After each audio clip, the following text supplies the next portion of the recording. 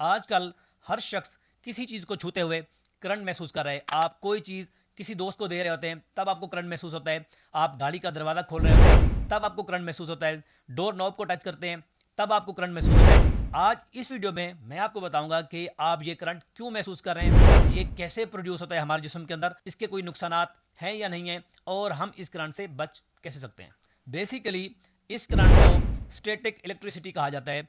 किसी भी शख्स के अंदर दो चीज़ें मौजूद होती हैं, जिसको एक पॉजिटिव चार्ज कहते हैं, दूसरा नेगेटिव चार्ज कहते हैं। अगर किसी भी शख्स या किसी चीज़ के अंदर इन दोनों में इम्बैलेंस हो जाए, किसी एक की मिकदार बढ़ जाए और दूसरे की कम हो जाए, जिसकी वजह से जब आप किसी शख्स को कोई चीज़ पकड़ाते हैं, दरवाज़ा खोलते हैं, तो आपको एक छोटा सा करंट का झटका महसूस होता है, जो कि आपके लिए हार्मफुल नहीं होता, आपके लिए कोई नुकसानदेह नहीं होता। लेकिन क्योंकि उस शख्स के अंदर जो पॉजिटिव और नेगेटिव चार्ज इम्बैलेंस हो चुका है, उसकी वजह से वो करंट आपको मुंतकिल होता है, जिसके बाद उसका जो करंट है, जो स्टैटिक इलेक्ट्रिसिटी है, वो न्यूट्रल और बैलेंस हो जाती है। और अगर इस बात को समझें कि ये करंट आपके जिस्म में प्रोड्यूस कैसे होता है, पैदा कैसे होता है। जब आपने कोई रबर वाले शूज़ पहने हुए हैं, आप कारपेट के ऊपर चलते हैं, आप किसी चीज़ को टच करते हैं, ड्राई वेदर के अंदर जब आपके कपड़े ड्राई वेदर के अंदर होते हैं और जो फैब्रिक होता है वो आपका नेचुरल फैब्रिक नहीं होता, जिसकी वजह से आपके जिस्म में इलेक्ट्रिकली चार्ज प्रोड्यूस हो जाता है। क्योंकि आजकल ड्राई वेदर चल रहा है, मॉइस्चर नहीं है।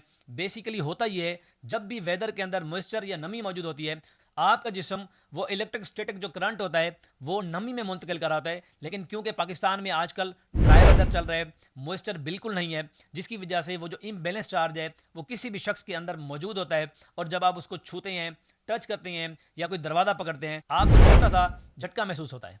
और ये इलेक्ट्रिक करंट आपके लिए ख़तरनाक नहीं होता। बेसिकली आपका जिस्म और देने वाले शख्स का जिस्म जो होता है वो कंडक्टर के तौर पर काम करता है। तो जो करंट होता है, इलेक्ट्रॉन वो एक शख्स से दूसरे शख्स में पास हो जाते हैं, चले जाते हैं, और जिसके बाद आपको थोड़ी देर के लिए एक इलेक्ट्रिक शॉक महसूस होता है।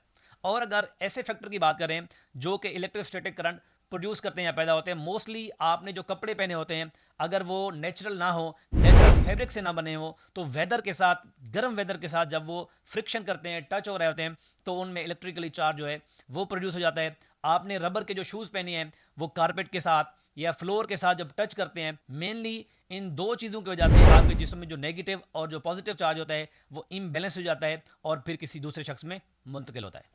और अगर इससे प्रिवेंशन या बचाव के बारे में बात करें, तो सबसे पहले यह है कि आप जो नेचुरल फाइबर है वो इस्तेमाल करें, और उसके साथ साथ ह्यूमिडिफायर भी आते हैं जो कि नमी पैदा करते हैं, जिसके बाद भी आप इस इलेक्ट्रिक करंट से बच सकते हैं। और उसके साथ साथ एंटी स्टैटिक प्रोडक्ट्स भी आते हैं, जिसके वेयर करने के बाद, जिनको पहनने के बाद आप इस करंट के झटके से बच सकते हैं। और इस वीडियो में मैं आपको ये बात क्लियर करके बता दूं कि बहुत सारे लोग ऐसे हैं जो डॉक्टर्स के पास जा रहे हैं, और कुछ लोग उनको ये भी बता रहे हैं क्योंकि आपके जिस्म में खून की कमी हो गई है, जिसके बाद आपको इलेक्ट्रिक करंट महसूस होता है। ये एक मिथ है, इसमें कोई सच्चाई नहीं है। किसी तरीके से खून की कमी की वजह से आपको इलेक्ट्रोस्टैटिक करंट कभी भी नहीं लगता, ना कि महसूस होता है। ये क्योंकि पाकिस्तान के अंदर इस टाइम अप्रैल का महीना चल रहा है और जो ड्राई वेदर है वो बहुत ज़्यादा है। जैसे ये वेदर बारिशों वाला होगा, थोड़ी सी नमी आएगी, तो ये खुद ब खुद ठीक हो जाएगा और फिर आप एक शख्स से दूसरे शख्स को छूते हुए करंट महसूस नहीं करेंगे। और आखिर में वीडियो को लाइक कीजिएगा और ये इन्फॉर्मेशन अपने दोस्त से लाजमी शेयर कीजिएगा, और उस शख्स से लाजमी शेयर करना जिससे आपको ये करंट महसूस हुआ है। मिलते हैं अगली वीडियो में एक नए टॉपिक के साथ। मुझे इजाज़त दें। अल्लाह हाफ़िज़।